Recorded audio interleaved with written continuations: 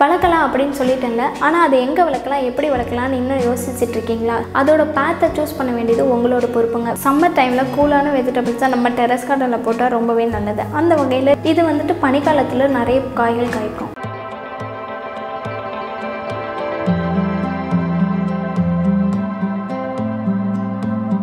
அடுத்தது நம்ம பூசணிக்காவை பற்றி பார்க்க போகிறோம்.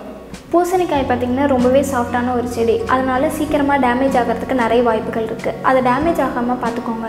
அப்படி டேமேஜ் ஆகிடுச்சு அப்படின்னா வந்துட்டு சீக்கிரமாக பூசணிக்காய் உங்களுக்கு கிடைக்காது. இந்த பூசணிக்காயிலுமே நார் சத்து அதிகமாக இருக்கிறதுனால தண்ணி அதிகமாக ஊற்றணும். இந்த பூசணிக்காவுக்கு நீங்கள் பூச்சிக்கொல்லிகள் கொடுக்கும்போது ஈவினிங் டைமில் கொடுத்தா ரொம்பவே பெட்டராக இருக்கும். இது வந்து பூக்கள் பூக்க போகிற சமயத்தில் நீங்கள் வந்து பாஸ்பரஸ் அதிகமாக உள்ள ஃபெர்டிலைசர் கொடுங்க. இதில் பூசணிக்காயெலாம் வந்ததுக்கப்புறம் கொடியில் இருக்கக்கூடிய தேவையில்லாத முனைகள்லாம் வெட்டி எடுத்துருங்க. இப்படி தேவையில்லாத முனைகள்லாம் வெட்டுறதுனால என்ன யூஸ் அப்படின்னு பார்த்தீங்கன்னா, ஒரு நல்ல ஸ்பேஸ் கிடைக்கும்.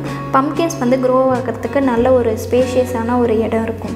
இதில் நார் சத்து அதிகமாக இருக்குன்னு நான் முன்னாடியே சொன்னேன் இல்லையா? இதில் அந்த மாதிரி நார் சத்து இருக்கிறதுனால வெயிட் லாஸ் பண்ணுறதுக்காக உதவுது. இதில் வந்து காம்ப்ளெக்ஸ் கார்போஹைட்ரேட் நிறைய இருக்குது. அதனால் நம்ம உடலை வந்து ஸ்ட்ராங்காக வச்சுக்கும். இதில் பொட்டாசியம் அதிகமாக இருக்கிறதுனால ஃபுல்லாக நம்ம பாடியை வந்து சுறுசுறுப்பாகவே வச்சுக்கும். பம்கினில் பேட்டா கரோட்டின் அதிகமாக இருக்கிறதுனால நம்ம உடலில் வந்துட்டு நோய் எதிர்ப்பு சக்தி அதிகமாக இருக்கும். கண்ணை வந்து நல்லா சீராக வச்சுக்கும். அடுத்தது நம்ம பாவக்காவை பற்றி பார்க்க போகிறோம். பாவக்காவோட ஆர்ஜின் அப்படின்னு பார்த்திங்கன்னா ஆஃப்ரிக்கா. இது வந்துட்டு நல்ல ஒரு சூரிய ஒளியில் கிடைக்கிற இடத்துல வச்சா நல்லாவே வளரும். இந்த பாவக்காயிலுமே வந்து இன்செக்ட்ஸ் அதிகமாக வரும். புழு பூச்சி அந்த மாதிரி நிறைய இன்செக்ட்ஸ் வந்துச்சுன்னா நீங்கள் நீம் ஆயில் ஸ்ப்ரே பண்ணாலே போதும். இந்த செடியில் வந்து ஃபங்கஸ் அஃபெக்ட் ஆனால் வந்துட்டு லீஃப் எல்லோ ஆகிறது, லீஃப் சுருண்டு போகிறது, அந்த மாதிரிலாம் வந்துட்டு இன்ஃபெக்ஷன்ஸ் வரும்.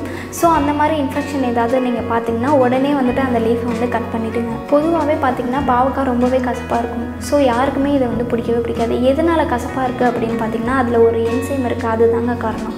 இந்த பாவக்காயில் விட்டமின் பார்த்திங்கன்னா A, B, C இது 3மே இருக்குங்க. இதில் வந்து அயன், ஜிங்க் இந்த மாதிரி சத்துக்களும் இருக்குது.